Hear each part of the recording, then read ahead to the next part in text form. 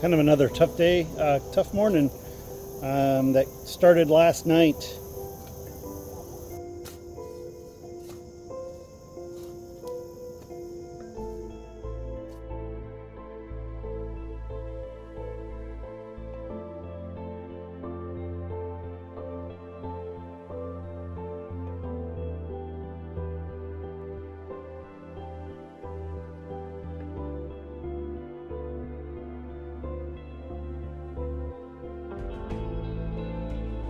So we really haven't talked too much about the coop that's behind me, but a couple weeks ago, 4 weeks ago, 3 weeks ago, so a couple weeks ago, we added some more hens to our flock. Actually, we started a second flock in essence, and that's what this coop behind me represents, is the coop for the new chicks, which are starting to get pretty big.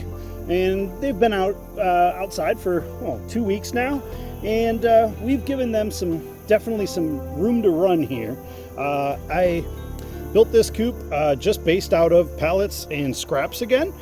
This was an old fence that my neighbor was tearing down, and then inside we've got room for really up to about 16 chickens inside.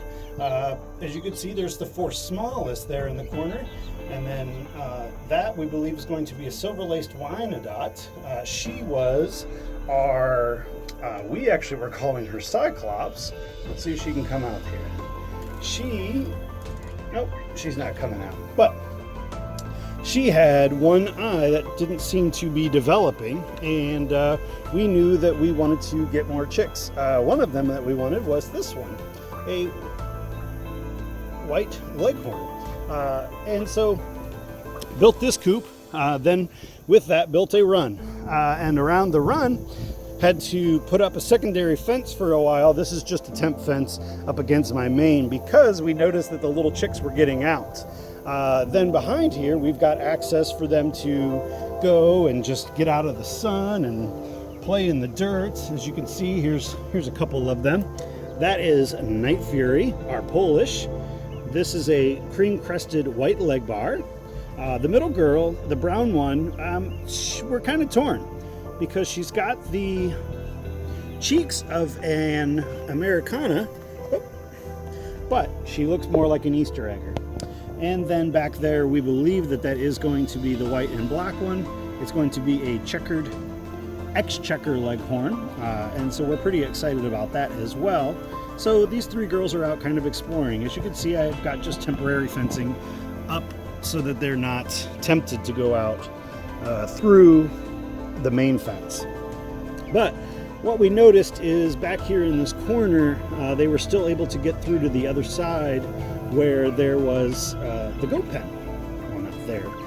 And so I put up this little itty bitty temp fence, and must have had an accident last night where we lost one through the fence. She must have, I just put this up this morning, that's why there is even more, but she must have gotten out through there, came back, and then she ended up on this side of the fence here where you see Paisley right now, which is actually an outside portion that we are separating them from. Here in this run, we're giving them plenty of room. We'll cover it, we've got it, but these girls have plenty of room here, and so when you step outside of the run, which is right next to the goat pen, you'll see this is my little area that will be for where I have the nesting boxes and their feed. And last night, while we were out putting everybody away, we lost a chicken. Last night, while we were putting everybody away and doing our chores, collecting eggs, putting the goats away, Elena just started yelling at Coco, our oldest dog now, but our middle-sized dog. She had attacked the chicken. Cooper, who was our black copper Moran, pullet, because she's only a few weeks old, but she attacked her. And it was not terrible. There was no blood, no feathers.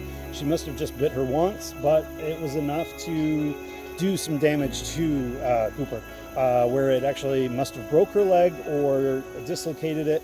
But then also she kind of sounded like she was wheezing a little bit.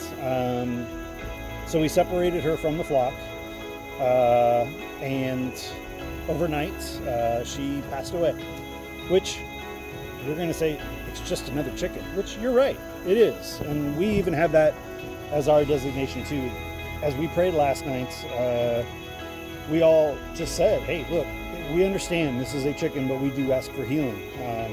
Our God is a supernatural God who does healing and amazing things, and the chickens are becoming a part of our family. These were our quote-unquote pets that will poop us breakfast, is the old joke. But, it's still a bummer, no matter what. But it's a bummer because, honestly, it's something that could have been avoided. We've been really working on the dogs, trying to get them to not attack anything, do anything. But, unfortunately, you have setbacks and failures.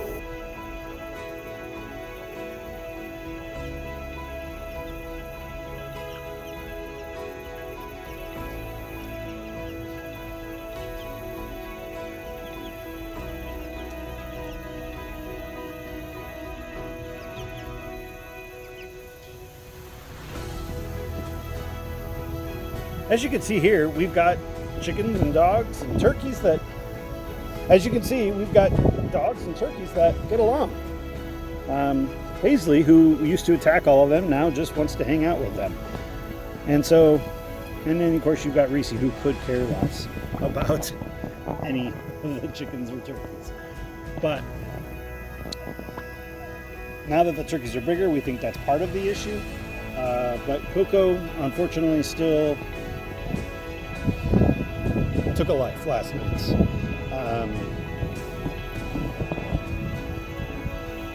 What hurts us the most about it is that it could have been avoided. I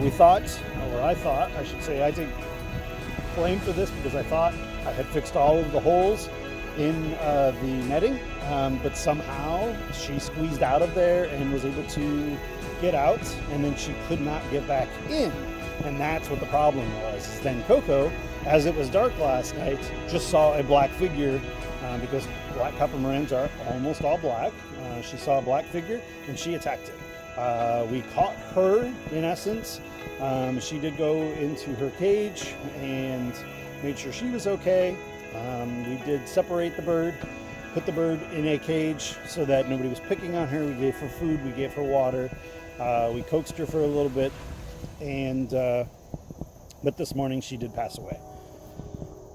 They don't really talk about that, so this is another one of those, just like I had a couple videos ago. The hard side to farming is dealing with loss.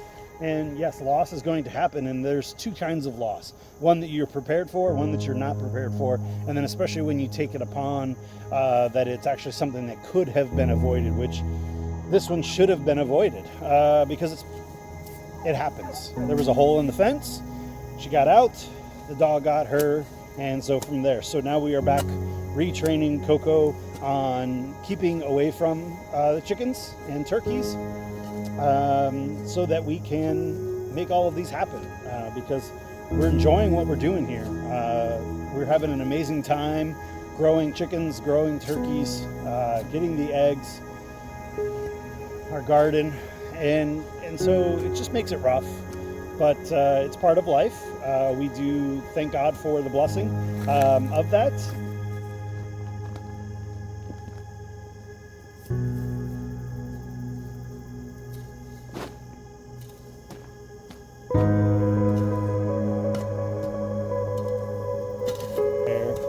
So there's always, we've always got to look for the silver lining. We could sit here and just be ho-hum, but it is a chicken. She will be buried peacefully and in the ground. So as it says, that we are all dust, and we are all returned to dust. And here on the farm, we definitely know that life and death are the biggest part here. And you've just got to go with it. So